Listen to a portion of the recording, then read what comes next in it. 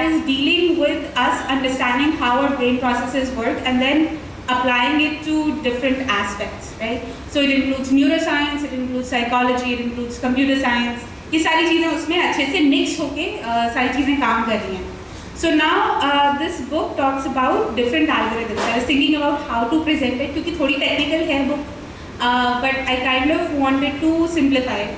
So simplification में सबसे पहली चीज़ algorithms. सबने ये word सुना है.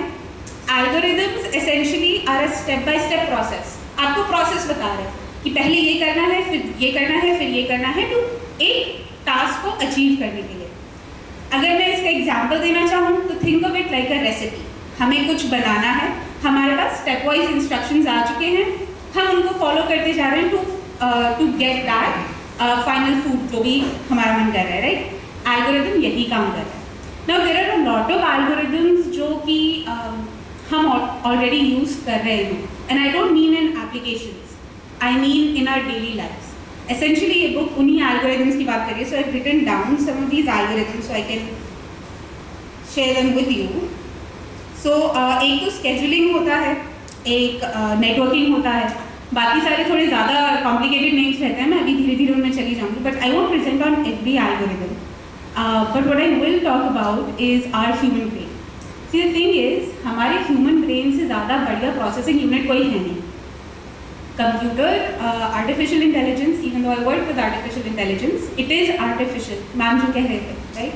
AI artificial है, हमारी intelligence को mimic करता है. तो हमारा जो ये processing unit है, ये अपने आप में अलग है. So ये बहुत सारे काम कर रहे हैं. मैं अभी आपसे बात कर रही हूँ, अभी parallel processing में बहुत सारी चीज़ें चल रही हैं मेरे दिमाग में, right? I'm looking, I'm watching, I'm speaking, I'm moving my hand, I'm doing a lot of other things.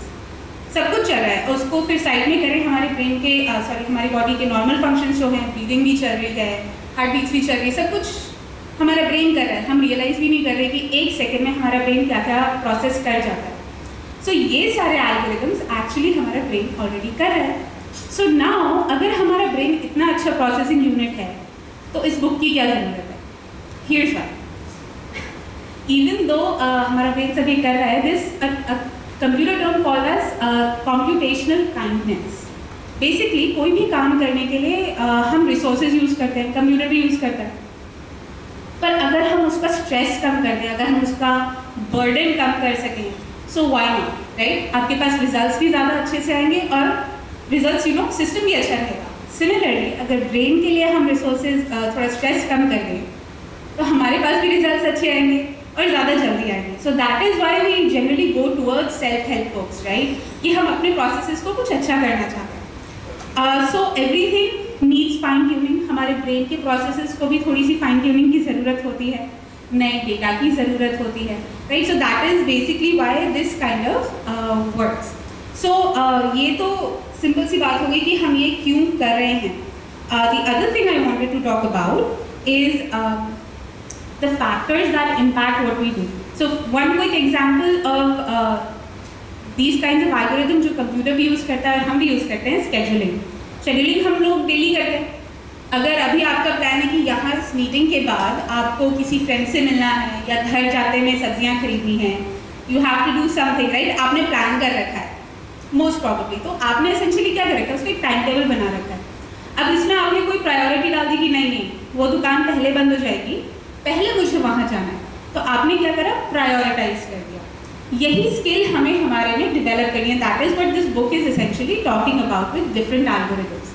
जब आप स्केड्यूलिंग की बात कर रहे हैं, what needs to be priority. अगर 4 चीज़ें खरीदनी है घर जाने से पहले अलग अलग लोकेशन से, you will obviously prioritise something that is most important, या फिर जिसकी दुकान बंद हो जाएगी. एसेंशियली ये काम हम ऑलरेडी कर रहे हैं, हमें रियलाइज़ नहीं होता, बट हम ये एल्गोरिथम यूज़ कर रहे हैं. तो हमारे प्रोसेस से एक्चुअली ये एल्गोरिथम बना है. The next one that I want to talk about is overfitting. Now किसी ने ये टर्म सुनी है ओवरफिटिंग की? सो ओवरफिटिंग सो फिटिंग जी.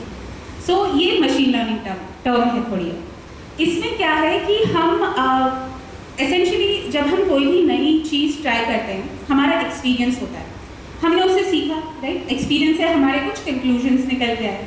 अब वो कंक्लूजन्स हमारे ब्रेन में स्टोर हो जाते हैं, राइट? तो जो हमने नई चीज़ ट्राई की, उससे हमने कुछ कंक्लूजन निकाला, वो हमारा डेटा बन गया।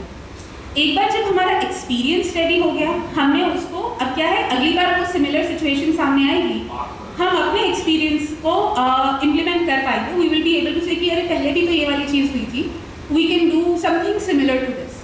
ये क्या हुआ, हमारा एक मॉडल रेडी हो गया। So now we have data and we have model. अब क्या है, अगर बिल्कुल ही नया एक्सपीरियंस आया तो अब क्या होगा, what will we do, we don't have data, हमें पता नहीं है कि हमें क्या करना है, तो हम अपने एग्जिस्टिंग मॉडल को इस पे फिट करने की कोशिश करेंगे।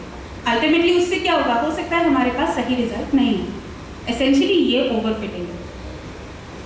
एक ये ओवरफिटिंग है। दूसरी ओवरफिटिंग जो हम सब में, एटलीस्ट मुझ में ये वाली प्रॉब्लम है, दैट इज टू ओवरथिंक। मैं एक सिंपल डिसीजन लेने में हम कई बार इतने सारे फैक्टर्स को ले लेते हैं जिनकी शायद ज़रूरत भी नहीं होती है, राइट? कुछ चार चीज़ें भी ज़्यादा बोल रही हूँ मैं। Sometimes it's only 2 things that are required to take a decision, but we end up involving so many different factors.